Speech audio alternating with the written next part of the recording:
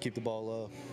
You were named a Cape League All-Star earlier last week. What does that honor mean to you? It's awesome. I mean, it means a lot. I mean, there's a lot of good arms up here, a lot of talent. I'm just super thankful for the opportunity. What was it like after you left the game, watching that one go down to the wire from the dugout? Yeah, it's pretty tough. I mean, tied most of the game, so you'd hope to pull it out there at the end, but tough loss. That's Josh Swink on the Anglers Extra post-game show. The A's fall 4-2 to Cotuit. Josh, thanks for the time. Thank you. Back up to Hudson for the rest of the Anglers Extra post-game show.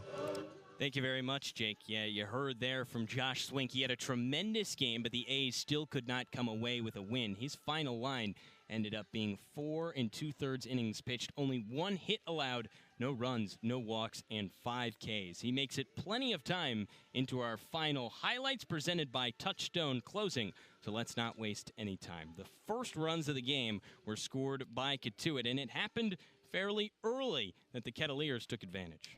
So now with runners on second and third, it's the righty Luke Matthews. First pitch hit out into right field and down for a base hit. Natilli scores from third. The windmill on for Johnson. The throw to the plate hits Stallman on the infield and does not come in. That's 2 runs for Cotuit. The Kettleers surge in front, 2-0 Cotuit in the top of the second. But it did not take the A's long to answer. Reed Stallman, who has only been here for 3 games, has already proved his worth time and time again. Checks the bat towards the mound and stands back in. His left foot is at the back of the box. He widens his stance in a 2-strike count. Here's the pitch. Fastball hit in the air, deep to right field, no doubt about it. Reed Stallman flips the bat and brings the A's one closer. 2-1, Chatham trails, bottom 2. So the Reed Stallman solo shot home run was the first run of the game for the A's.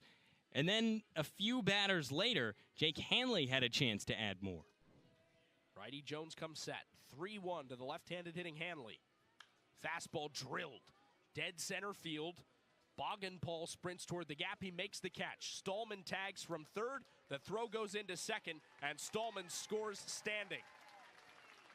Jake Hanley knocks the ball game with a sacrifice fly to left center. It is 2-2 in the bottom of the 4th. The middle innings today were oftentimes stale. A lot of zeros put up on the scoreboard, but the best part about it was the pitching.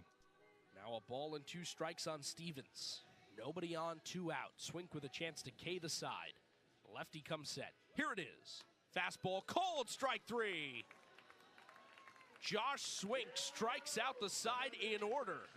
He gets Boggenpaul, Farber, and Stevens 3 in a row, all looking 4 straight Ks dating back to the 6th.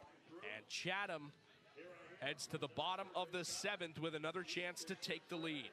Chatham did not end up taking the lead in that inning. It remained tied at 2-2, and the very next batter that Swink faced, he struck him out as well. His only 5 strikeouts today all came in a row. This one started to come down to the wire. Jacob Turner, the right-hander from Bowling Green, had a high leverage spot to make his first appearance of the season in the 9th. Ready for an 0-2 with 2 gone. Runners on first and second. Here's the pitch from Turner. Fastball called, strike 3. Jacob Turner comes on, gets in trouble, and gets out of it. So Chatham escaped into the bottom of the 9th, still in a 2-2 ball game. And at this point, every single run counts. The A's hadn't had a hit since the 2nd inning, and in desperate need, Chase Fralick stood in. Here's the 1-1 pitch. Fastball swung on, driven into left field. It's a base hit.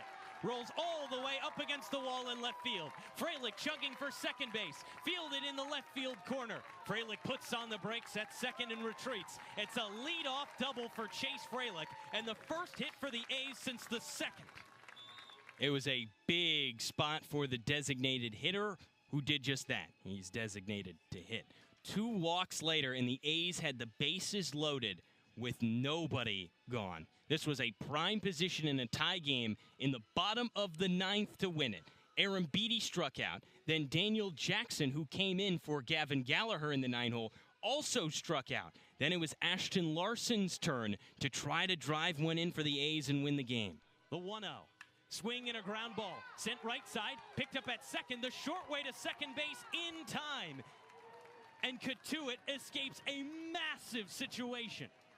The bases were loaded with nobody gone. And then the A's go strikeout, ground out to send us to extra innings. So we went to extras, and as everybody knows, the Manfred man, runner on second base, was on for Cotuit. It did not take the Kettleers long to strike. Rather 3-2. That single right there ended up being a single for Stevens, who drove it to the left side. Made the game 3-2, and with the game even further on the line and a bunt situation on for Cotuit, the impossible happened. First pitch. Squares to bunt, lays it down. It's a beauty. Trickles on the infield grass. No play at any base. A bunt single from Luke Matthews scores Stevens from third. And just like that, the Kettleers have 2 runs in the top of the 10th. It is 4-2 Cotuit. So 4-2 the score. The A's needed to get out of it. And at this point, with runners on the corners and only 1 gone, the day was looking bleak for Jacob Turner. Nobody was in the bullpen to relieve him. He had to get out of this himself. Here's the 1-1. Fastball hit on the ground right side. Taylor made for 2. Martin gloves it. The throw to second for 1. The throw to first. In time, the A's turn 2. A big spot for a double play. And no more damage can be done by Cotuit. Still a big time frame for the Kettleers.